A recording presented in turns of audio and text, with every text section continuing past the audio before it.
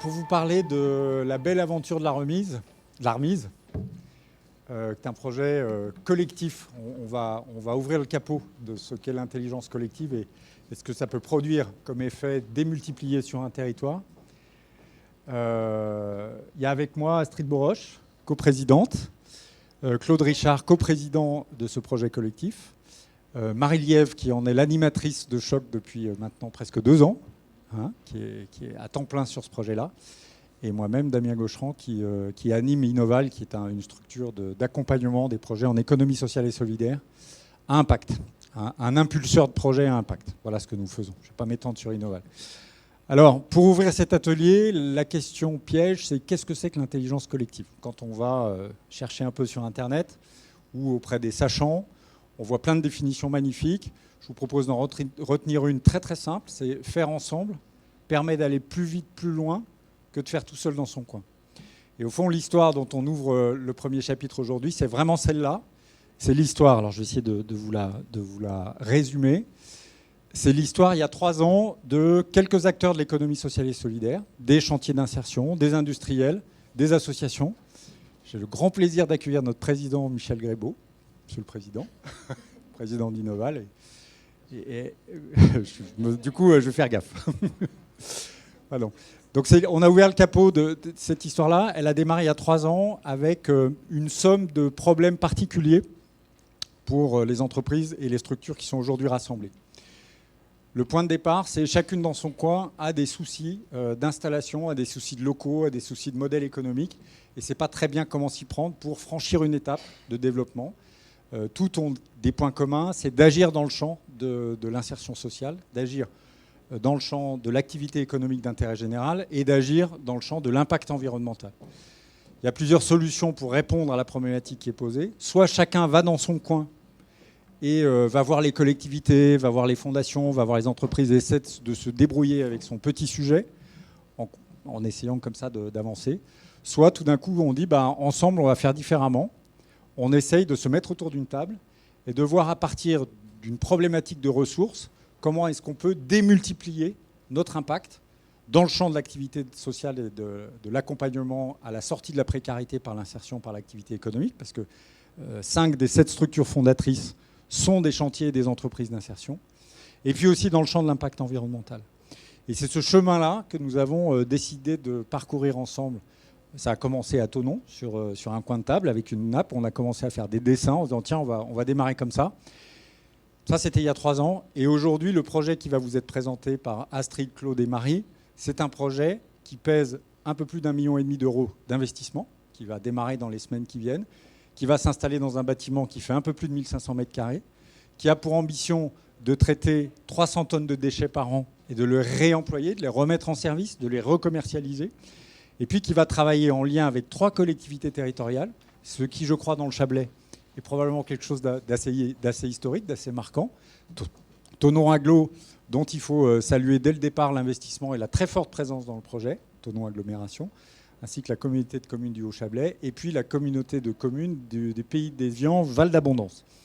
Donc voilà, il y a 3 ans, c'était des acteurs un peu distincts, qui se connaissaient, qui avaient l'habitude de se croiser, mais qui n'avaient pas forcément des enjeux communs, des envies de faire ensemble, qui avaient quelques points de raccordement. Et au bout de 3 ans, avec une feuille de route très constante, avec une volonté acharnée des fondateurs, on se retrouve avec un projet dont le périmètre, la structuration, l'impact environnemental et l'impact social est parfaitement démultiplié, puisque j'ai souvent l'habitude de le dire, à ce jour, c'est le projet en économie sociale et solidaire qui est le plus lourd en investissement de toute la Haute-Savoie. Donc c'est vraiment un projet qui va chercher dans son objectif, son impact et sa visibilité un effet extrêmement fort.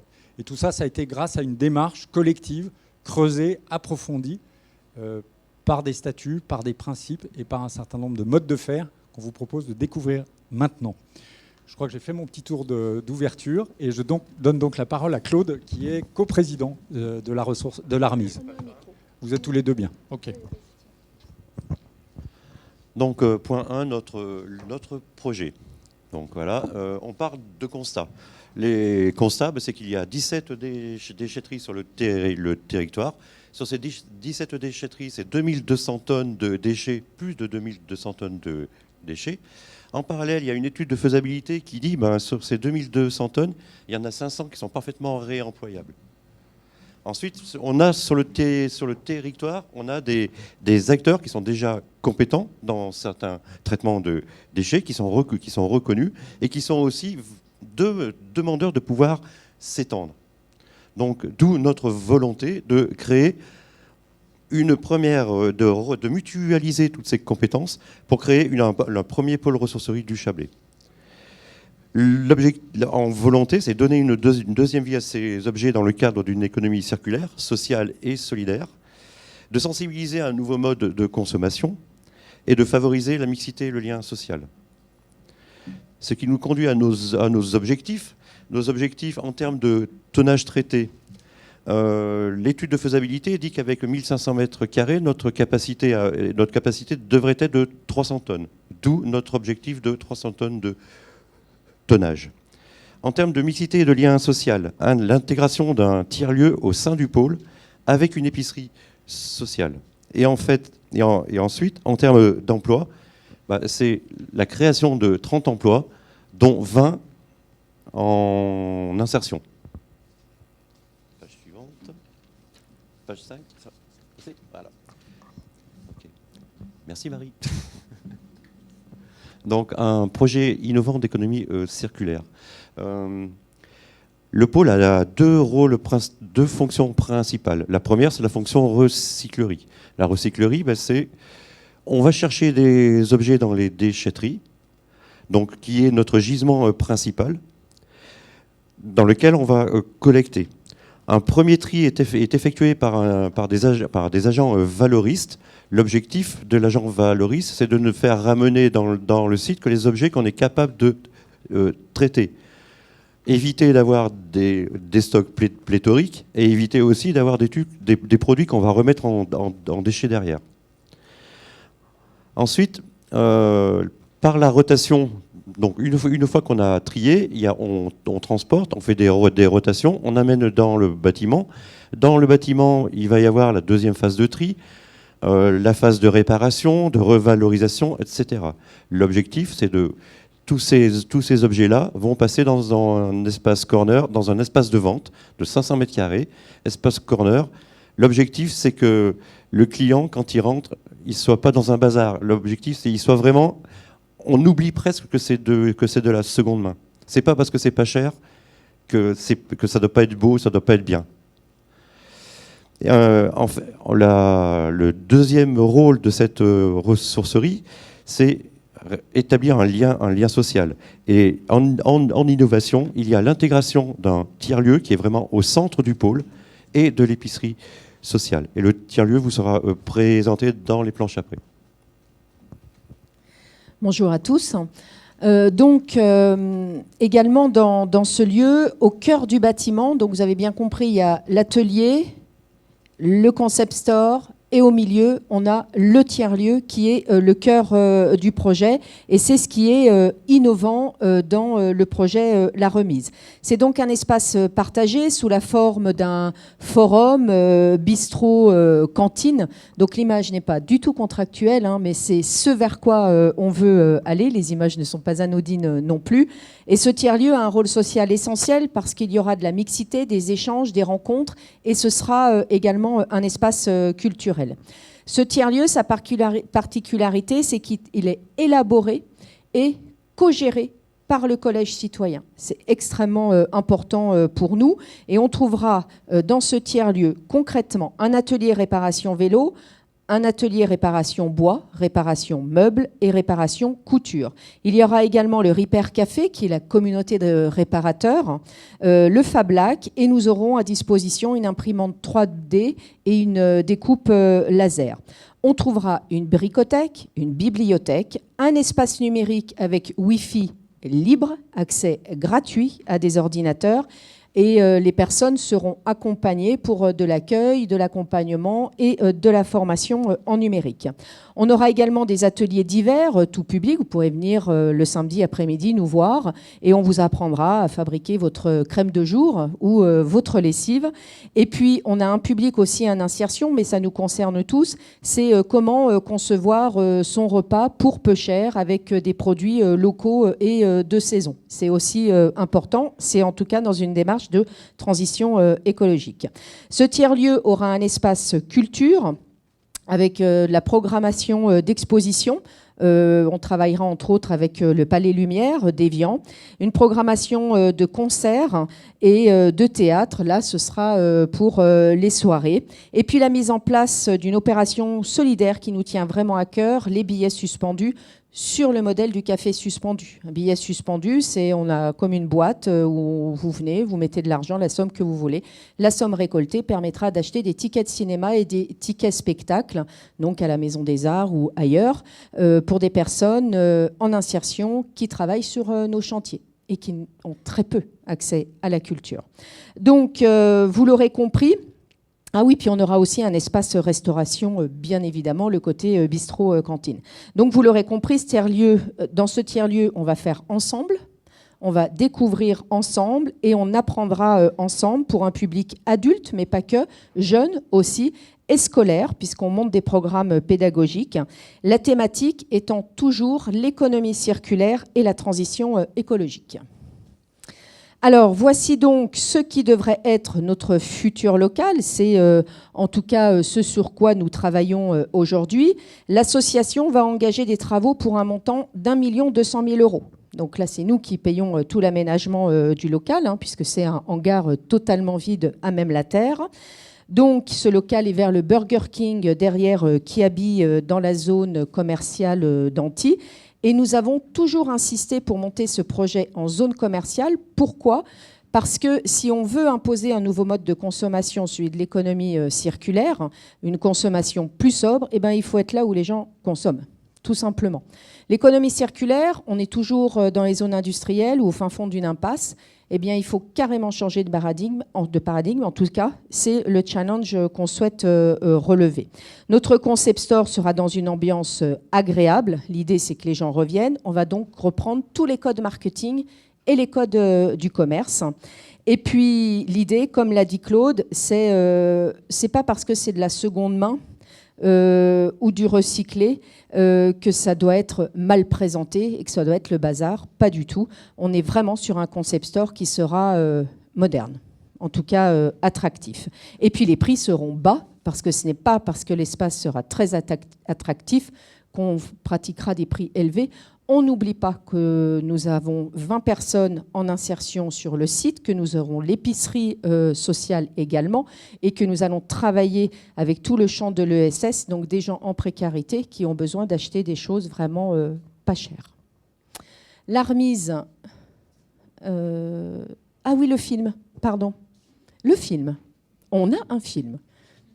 Donc c'est le film qui a été fait à l'occasion du concours du prix du développement durable du canton de Genève. On a eu une mention l'année dernière.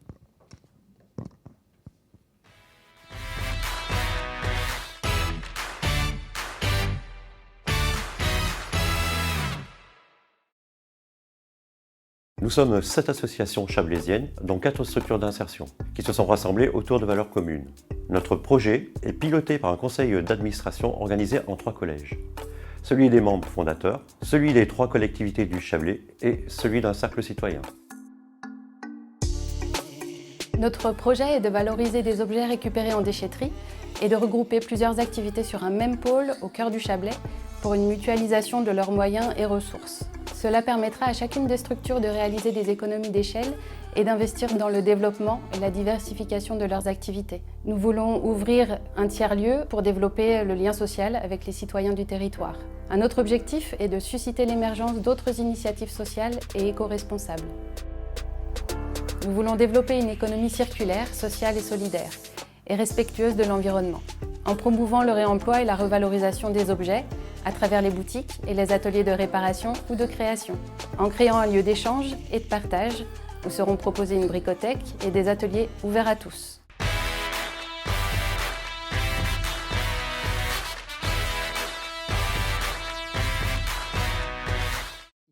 Alors, l'Armise est un projet collectif, hein, vous l'aurez bien compris, où les associations et les citoyens sont acteurs, mais c'est un projet qui est structuré. Alors, il n'y a pas opposition entre citoyens, associations et structurés, en tout cas, on en est la preuve.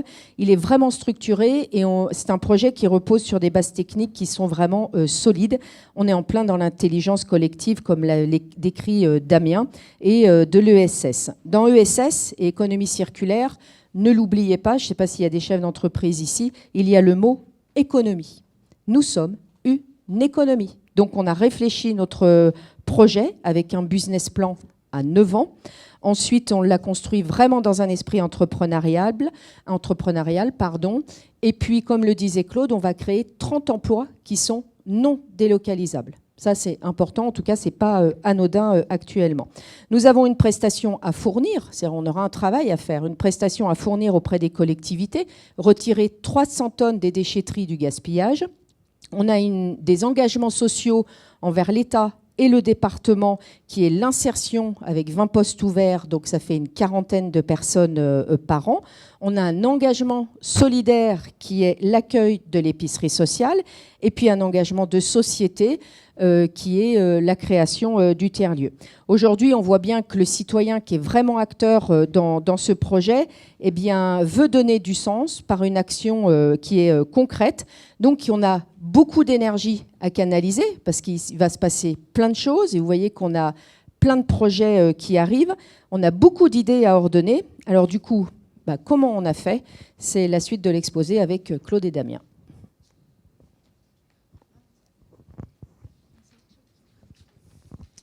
Sa construction, donc là, c'est moi, ça. Okay. Alors, donc, les étapes de la construction. La première étape, ça a été d'aller consulter les différentes associations pour définir une ébauche de projet avec elles, sur lesquels elles puissent se mobiliser. Ça, c'est la première étape.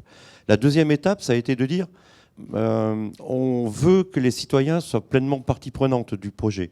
Donc, comment les associer à la démarche? On est allé les consulter autour de World Café, ateliers partagés, etc. Ensuite, en parallèle, c'est pas ensuite, c'est en parallèle, le projet ne peut exister, la cible c'est les déchetteries, ne peut exister que si on travaille avec les agglomérations. Donc on est allé présenter notre projet aux agglomérations. Et les agglomérations nous ont rapidement suivis et soutenus. Afin de poser les bases d'un projet qui soit accepté par tous et que les demandes et besoins de tous soient entendus et puissent être discutés, on a choisi un mode de gouvernance au CA où chacun est représenté au service du projet et dans l'intérêt général. Donc le CA, c'est toi qui en parlera. Je précise juste, accompagnement Innoval, tout ceci a aussi été rendu possible par un soutien fort de Innoval, merci Damien, dont nous avons pu bénéficier au travers de DLA, dispositif local d'accompagnement. Je suis très flatté et très impressionné. Non, je voudrais simplement donner 2-3 points d'éclairage sur comment est-ce que concrètement ce collectif d'acteurs a structuré par consentement son avancée, très très opérationnelle. Et c'est probablement ça l'un des points les plus intéressants de ce projet. C'est quand on travaille en intelligence collective, ce qu'on appelle aussi l'innovation sociale. Qu'est-ce que c'est que l'innovation sociale? C'est de travailler ensemble plutôt que chacun dans son coin. Et travailler ensemble à définir des solutions communes qui répondent à une problématique particulière à un endroit donné. C'est cette addition d'intelligence qui fait qu'on arrive à poser quelque chose qui fonctionne à travers des aléas opérationnels qui sont très conséquents. Autour de ce projet, et en 36 mois, il y a 3 collectivités locales réunies, il y a plus de 100 citoyens, et je voudrais, alors sans habitants, parce qu'au bout d'un moment, à force d'utiliser le mot citoyen, on ne sait plus très bien, parce qu'on est toutes et tous des citoyens, mais plus de 100 personnes rassemblées dans un groupe de travail, habitants dans le Chablais, convaincus de la pertinence du projet, qui acceptent de donner du temps, parfois de l'argent, pour développer, entretenir et maintenir la dynamique, et qui participent parfois très concrètement à certaines phases de développement. Elles sont représentées au conseil d'administration, donc il faut bien imaginer, par exemple, je vais dire un mot sur ce conseil d'administration qui a été conçu ensemble avec ses membres et les 2 coprésidents. Dans cette association fêtière, vous avez toute la diversité de ce qu'un territoire peut représenter, depuis des représentants de collectivités territoriales qui ont un siège, on connaît tous le fonctionnement d'une collectivité, c'est plutôt quelque chose d'assez hiérarchique, d'assez ordonné, qui répond à des fonctionnements de délibération de règles. Ça, c'est d'un côté. Et puis de l'autre côté, vous avez avec la même voix, la même intensité décisionnelle, les représentants d'un collectif beaucoup moins formalisé, beaucoup plus mouvant, beaucoup plus imprévisible dans ses prises de position. Et ça a été la force de ce projet, qui est admirable. Et donc pour nous, Innoval, c'était plutôt très, très riche de les accompagner, de voir cette diversité rassemblée dans des outils de travail sur lesquels on va venir maintenant, et qui ont su traverser toutes les difficultés. Quand on dit, par exemple, que la décision se prend par consentement, ça veut dire qu'elle ne se prend pas à la majorité. Ça veut dire que tant que quelqu'un est contre, on continue de discuter. C'est à cette aune-là qu'il faut mesurer qu'entre 2018 et il y a 3 ans et aujourd'hui, le projet, il n'y a plus qu'à appuyer sur le bouton. On en est dans les derniers jours de sa mise en place avant que les investissements se fassent. Et c'est à l'aune, par exemple, de ce principe de décision par consentement qu'il faut mesurer l'avancée incroyable de ce collectif. Dans sa diversité. Il y a aussi des entreprises qui sont autour, hein, on le redira, parce qu'il y a... Oui, je veux signaler aussi que les entreprises du Chablais sont très attentives et qu'un club d'entreprises va être constitué pour soutenir la dynamique de lancement de la ressourcerie. Comme le disait Astrid, on est clairement dans le domaine économique, c'est-à-dire que clairement, les collectivités vont contractualiser avec l'entreprise pour diminuer leur coût de traitement de déchets. Clairement, il y a un modèle économique qui s'appuie sur on collecte, on reformule, on retraite, on valorise et on revend. Et ça vient financer le cycle d'exploitation de l'entreprise. Donc on est clairement dans une dynamique, et puis il faudra amortir les emprunts, etc. Donc on est vraiment dans une dynamique économique très sérieuse, et tout ça fonctionne par consentement. De ce point de vue, c'est la concrétisation la plus aboutie à notre connaissance, en tout cas ici en Haute-Savoie, de ces démarches par consentement. Parce que c'est assez rarissime. En général, on démarre comme ça, puis ça pète en vol.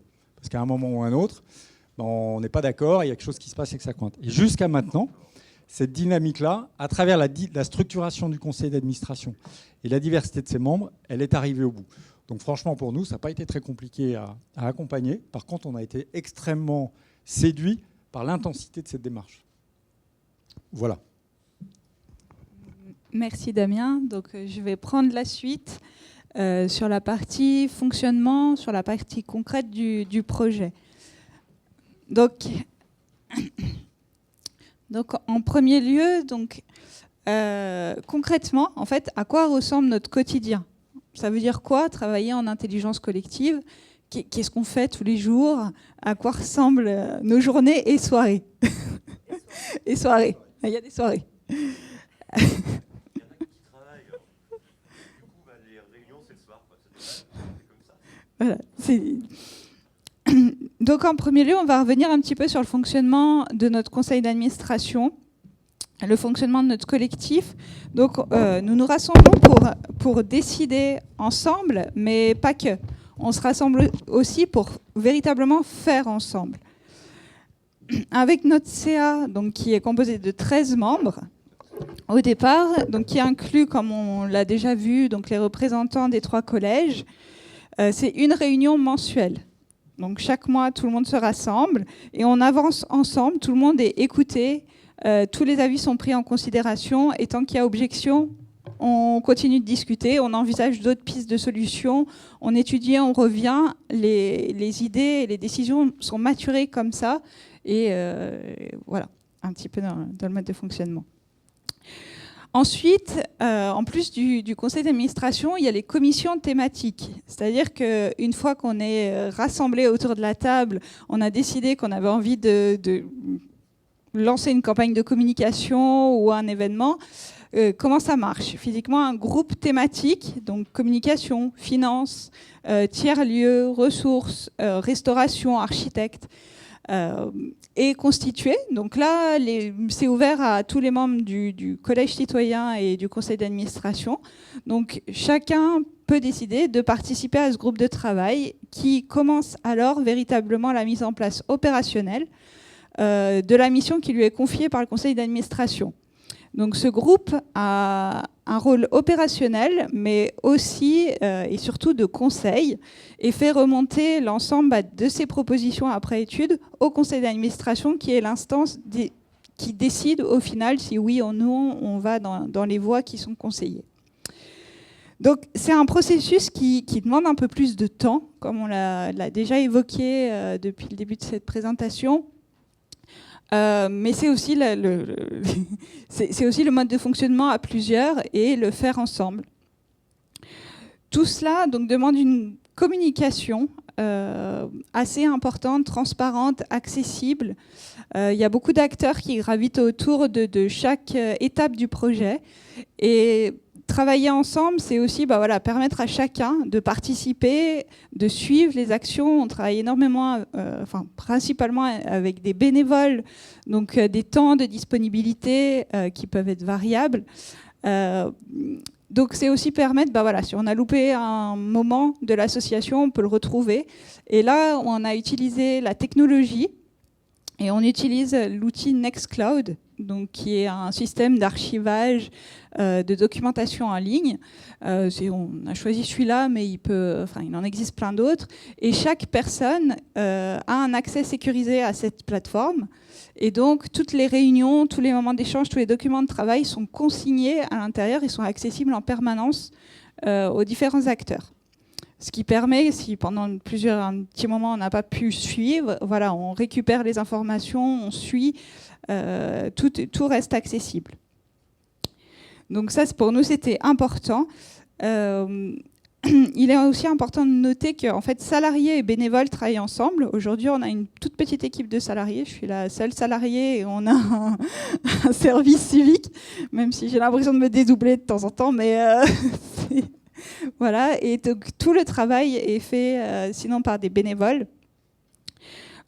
Nous avons misé dans notre projet sur une mutualisation des compétences et des ressources. Et c'est vraiment la clé aujourd'hui qui nous permet de faire énormément avec très peu. Oui, vas-y. Je voudrais juste rajouter un tout petit truc. Là, pour les CA, pour les conseils d'administration, la règle que l'on s'est définie, on envoie l'ordre du jour une semaine avant la date du CA.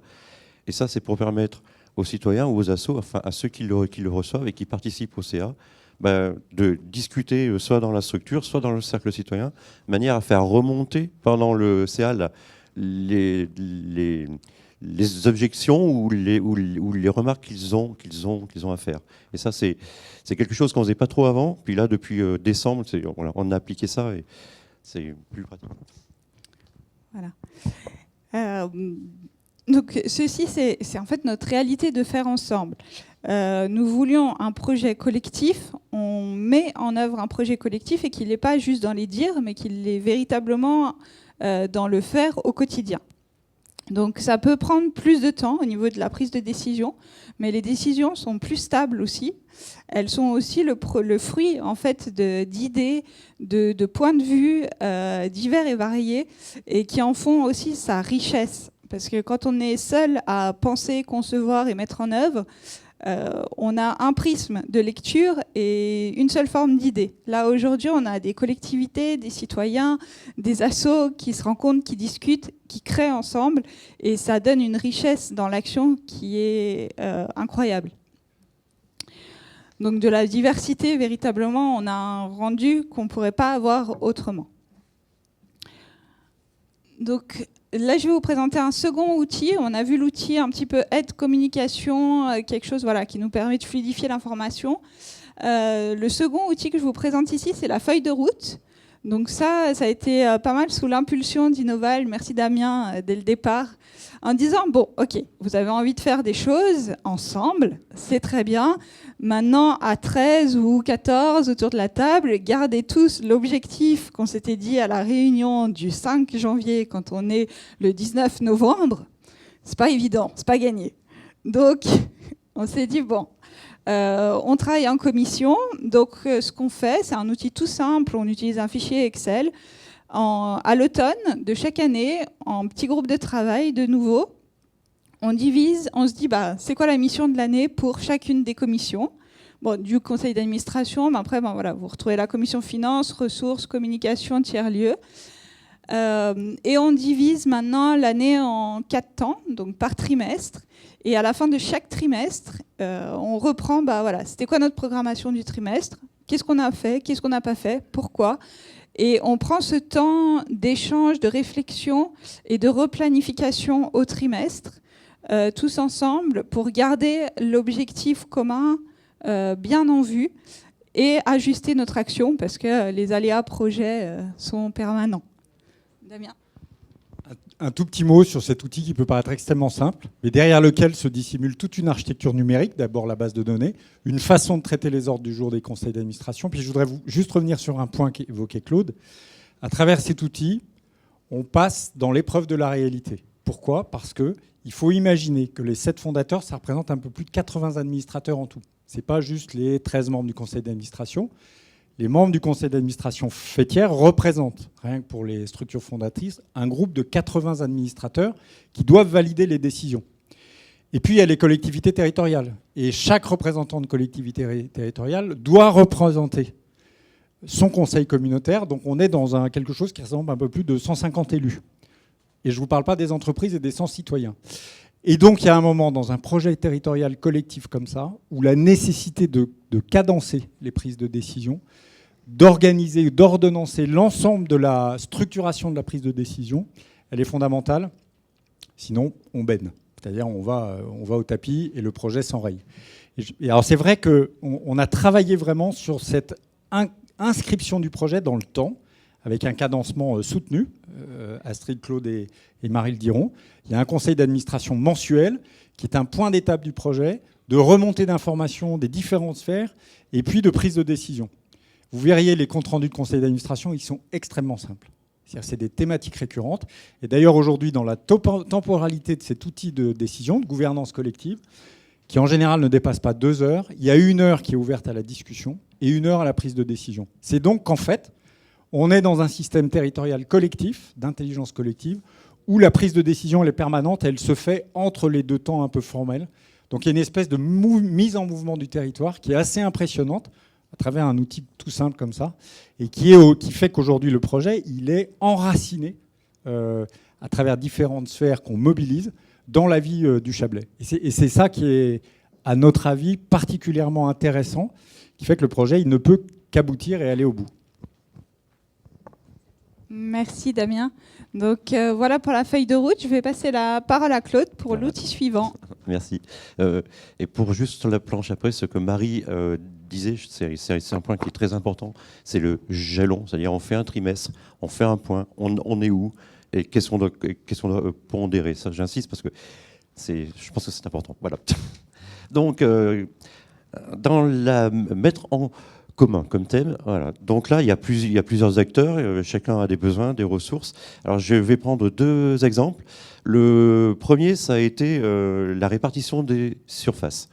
Voilà, quand on fait la tournée des associations, des gens du tiers-lieu, de quoi est-ce que vous avez besoin, etc. On est arrivé à plus de 2100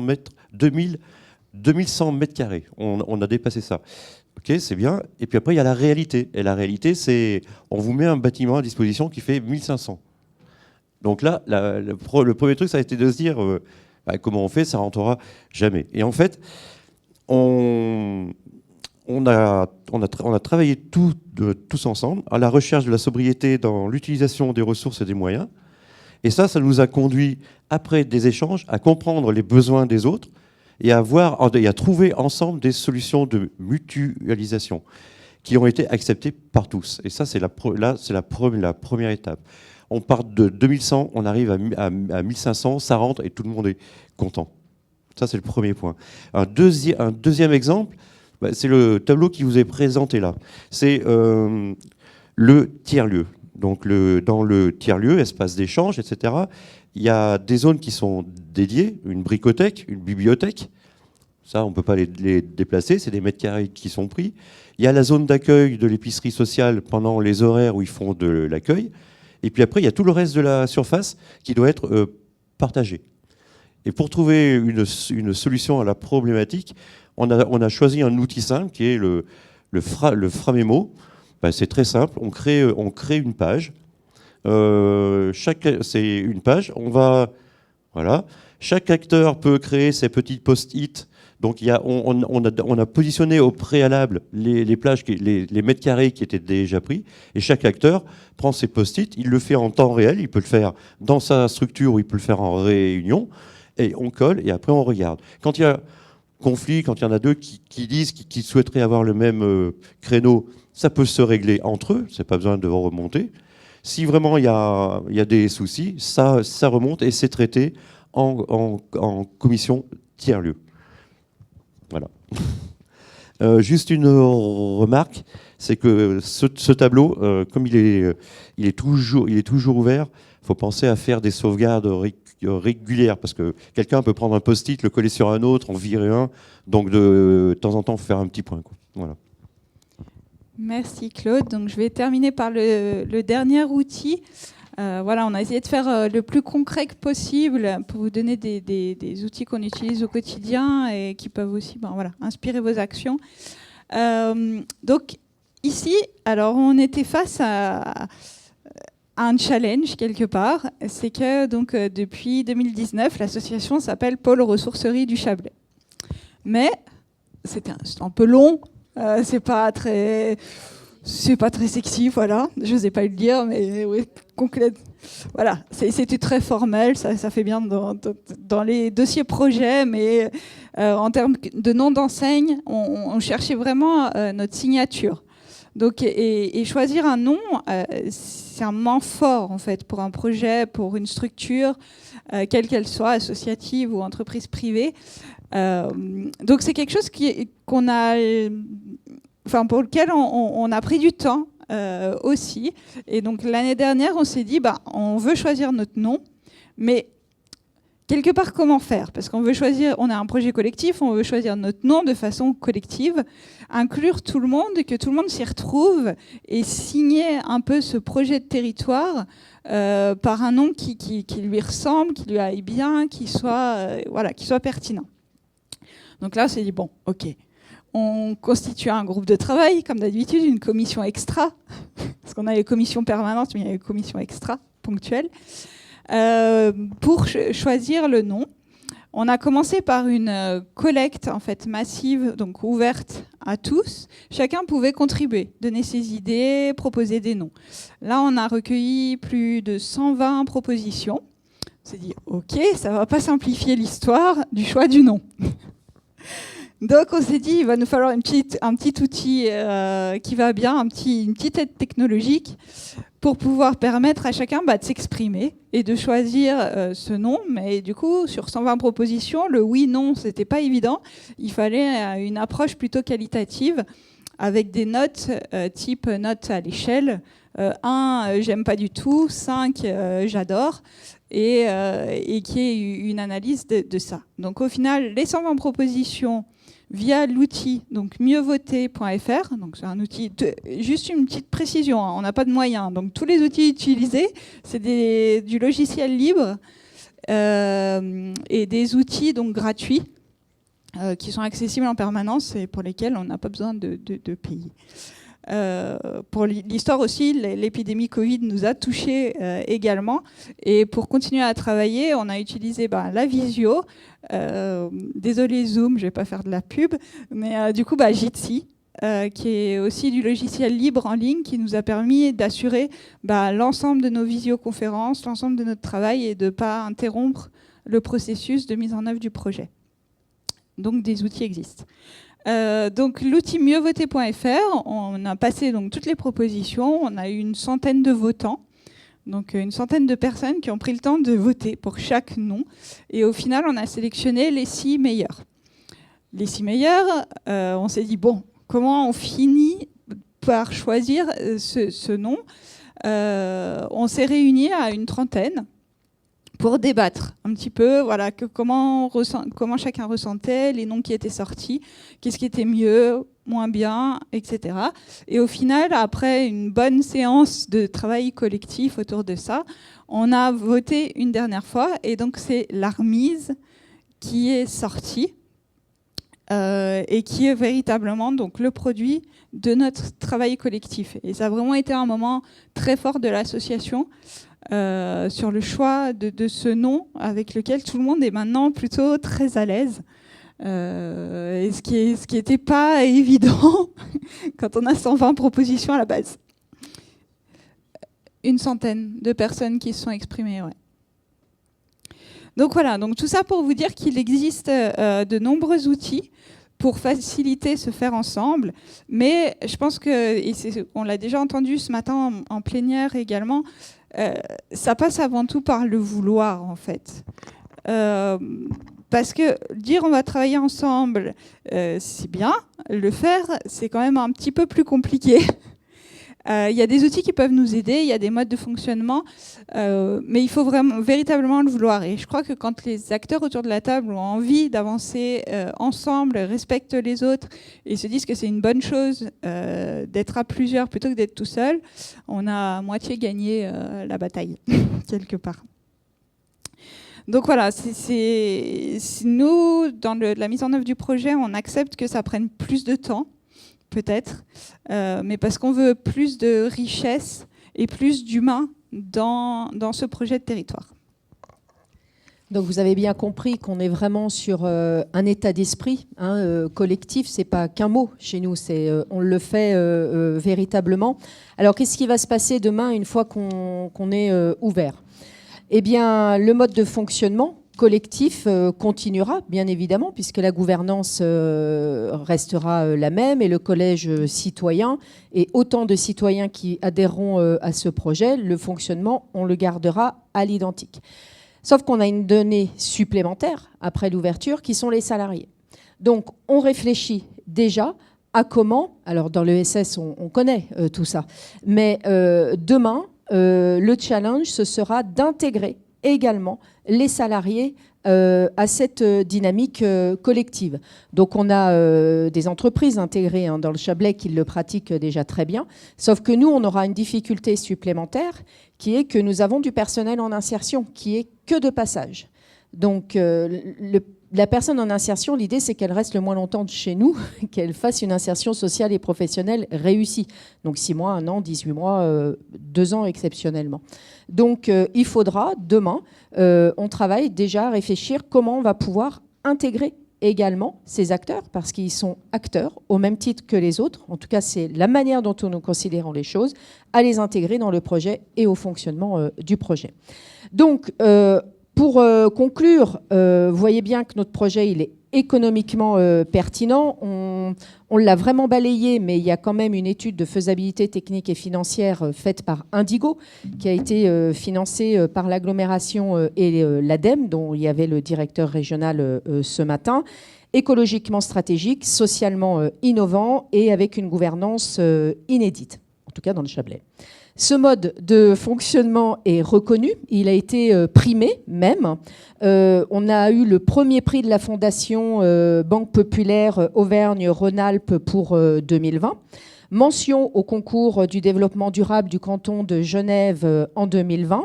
Finaliste de la Fondation Aviva. Et puis nous sommes accompagnés par la Banque des Territoires France Active. Et les institutions sont également avec nous, l'État, l'ADEME, la région, le département et les collectivités locales. En conclusion, qu'est-ce qu'on peut retenir de tout cela ? Et c'est ce qu'on explique aux collectivités et aux décideurs lorsqu'on les rencontre. Il faut vraiment prendre conscience que nos sociétés sont en recherche de sens. Les citoyens sont en recherche de sens. Le savoir-faire ensemble, l'implication immédiate et concrète du citoyen sont des enjeux pour notre société. Le citoyen veut agir, on le sent bien. Il veut être acteur et donner du sens à ses actions, ses choix, son travail, ses achats, ça peut être plusieurs. Ces espaces doivent leur réussite, les espaces tels que le nôtre, doivent leur réussite à une gestion ascendante. Ça part du bas, c'est pas descendant. Ça, c'est extrêmement important. Lorsque les enjeux ont besoin de tous, et Antonio Hodgers l'a très bien expliqué ce matin, lorsque les enjeux ont besoin de tous, les modèles actuels montrent leurs limites. Ça ne fonctionne pas. C'est le cas pour la transition écologique. Voilà, ce seront nos derniers mots.